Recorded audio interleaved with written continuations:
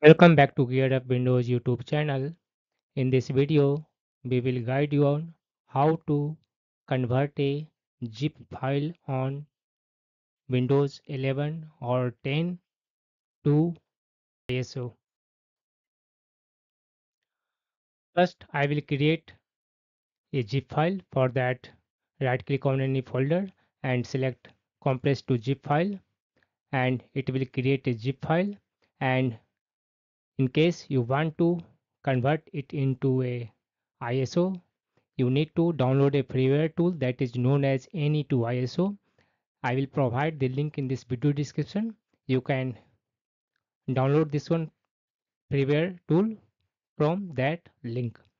After opening this one application, select this one first tab, file extract slash convert to ISO, and under that you need to click on this one open image beside source image archive file.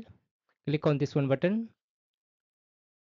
then locate and select the zip file, then click on this one open, then click on this one convert.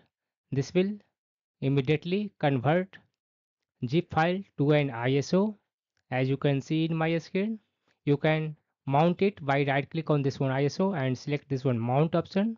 This will mount ISO file in File Explorer as a CD or DVD drive. If you want, just open it and use this one, access this one files within ISO file.